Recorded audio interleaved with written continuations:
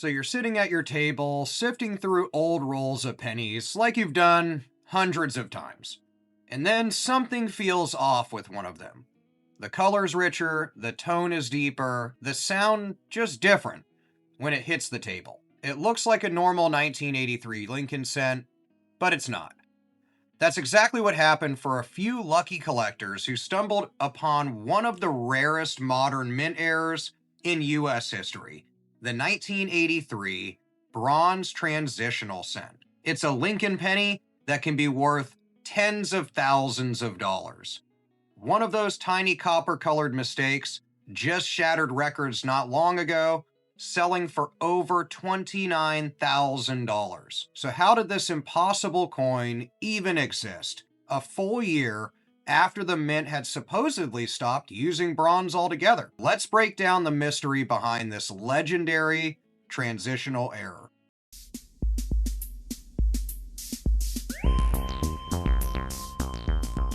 Let's talk about the transition that should have ended it all. To understand why the 1983 bronze cent shouldn't exist, we need to rewind back to the early 80s. The price of copper had skyrocketed. For decades, every Lincoln cent had been struck from 95% copper and 5% tin and zinc, and they weighed around 3.11 grams, the same alloy used since 1909 when the Lincoln cent was introduced.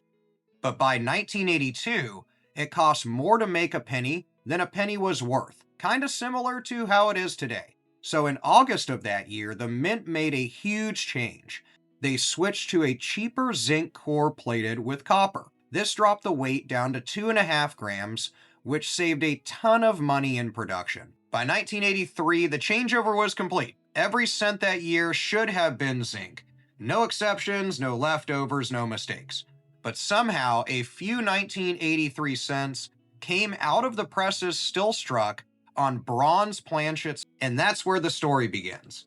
The first confirmed 1983 bronze cent didn't appear till 2006, so a long time after their introduction. This variety was found by Billy Crawford, and he noticed something strange: a 1983 cent that weighed 3.11 grams instead of 2.5. That single detail would change everything. Collectors were stunned. It meant that somehow a handful of pre-1983 bronze planchets had survived the transition and were struck a full year later. The Discovery coin, graded PCGS MS62 Red Brown, went on to sell for $23,500 back in 2013. From there, a small handful began to surface, pulled from rolls, found in pocket change, and verified by top grading services.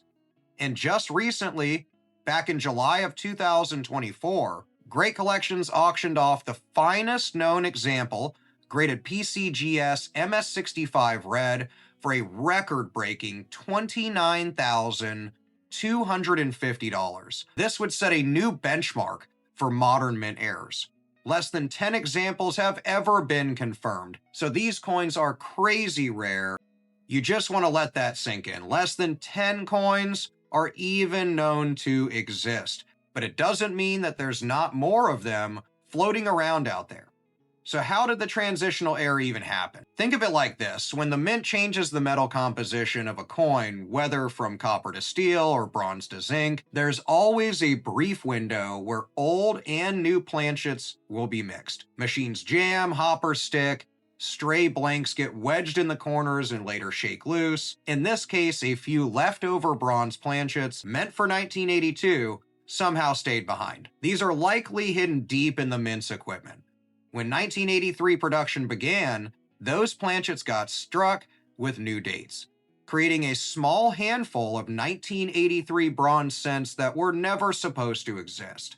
This is the same phenomenon that created the legendary 1943 copper cent, which was struck on leftover bronze blanks during the wartime switch to steel. Those 1943 coppers can sell for six figures or more. One even fetched $1.7 million. The 1983 bronze cent is its spiritual successor, a modern version of the same historic mistake. But let's look at some auction trails. In 2012, PCGS would sell an example for around $2,000. Then the one we mentioned before would be sold a year later for $20,000. Since then, multiple have been sold anywhere from $4,000 and upwards of 20. And then that record breaker, the MS65 Red for $29,250 in 2024. In total, fewer than 10 pieces have ever appeared at auction in nearly 2 decades. That makes it rarer than the 1943 bronze cent, a fact that's hard to believe. So the beauty of this story, though, is that these coins weren't found in vaults. They weren't found in private hoards. They were found by everyday collectors going through coins. For example, a guy named John Gesner, a retired printer in Oregon, went through around 50,000 pennies that he bought for around $800 and would discover one of these coins. It's what makes this hobby really incredible, the idea that a once-in-a-lifetime discovery could be sitting in your spare change, as some of these other 1983 bronze cents have been found. All it takes is a 3-gram reading on a scale to turn your ordinary coin into a 5-figure treasure.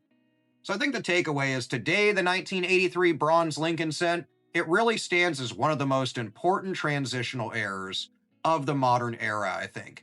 A bridge between that classic copper cent and the zinc-based coins that we still have. It's a reminder that even in an age of machines, pretty much human oversight and error can make chance that will still shape numismatic history and create these errors that can be worth tons of money. So the next time you're sorting through a pile of change and you come across a 1983 penny, you might want to throw it on a scale, take a closer look at it, because you might have in your hands one of these very valuable errors and be amongst less than a dozen or so that are known to exist. So happy hunting, and if you find one, drop a comment, let us know that you're cashing in for big money with it, and more importantly, let us know what you've come across in your recent coin and banknote searches. We all love reading about that. So we'll see you in the comments, and I'll see you in the next video.